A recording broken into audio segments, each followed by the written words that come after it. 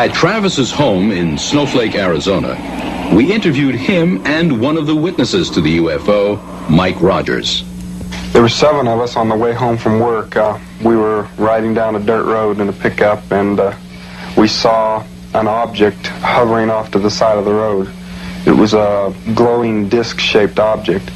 It was about 90 feet away. It was hovering about, I'd say, 15 to 20 feet off the ground.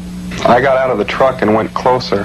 I wanted to get a closer look at it. I realized for the first time what he was doing, and I realized that it was dangerous. I expected it to, fly away when I got closer, but instead, when I got up there, it started to move and to make a loud sound, which scared me.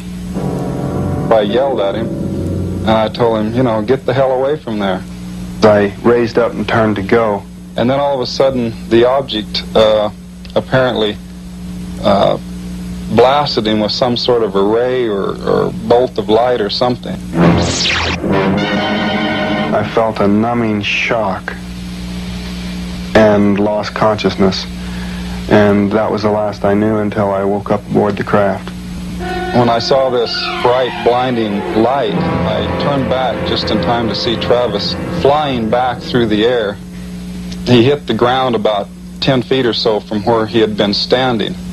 At that point, with the blast that the saucer had given him, it was such an incredible thing. It was just unbelievable. I was in an instant panic. The guys behind me, somebody says, "Get the hell out of here." So I hit the gas, and we took off down the road. Mike Rogers and the other 5 witnesses returned only to find Travis missing.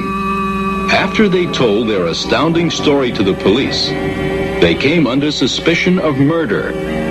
An intense search for Travis Walton proceeded for 3 days, using a large posse, dogs, and helicopters. They were unable to find him or any signs of where he was. Finally, it was suggested that the 6 witnesses take a polygraph test to establish the truth or fallacy of their story. We told them, we'll take polygraph tests, we'll take sodium pentothal, hypnosis, anything you can give us, because this thing really happened, and we don't like this thing about you accusing us of murder, which several of them had openly. Arrangements were made for Cy Gilson, a highly qualified polygraph examiner who was a member of the Arizona State Polygraph Association, to conduct the polygraphs on the 6 witnesses to Travis Walton's UFO encounter. The utmost care in administering these lie detector tests was exercised because the men were under suspicion of murder.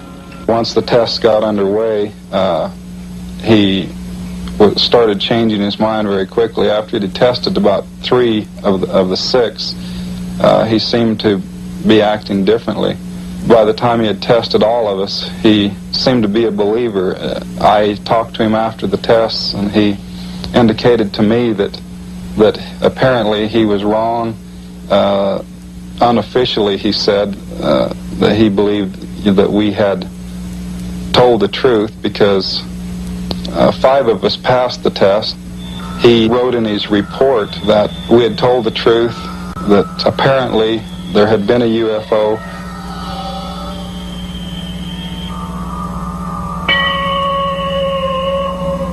This was a very emotional thing for Travis's family and emotional for us. Travis was my best friend, and our whole lives have been disrupted by this. We wondered if we would ever see him again. When I regained consciousness, I was laying on my back. I came to slowly. I was in a lot of pain in my head and chest area. At first I thought I was in a hospital, but when I could finally see, I saw these beings standing over me, and I just became hysterical. They were about 5 feet tall. They had no hair, no eyelashes, eyebrows, very large heads, very large eyes.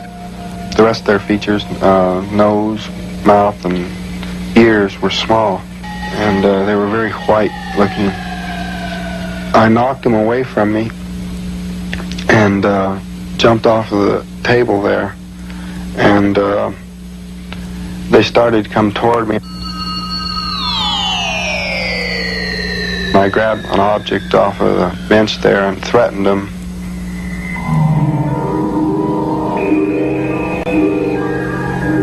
They stopped and turned around and left the room.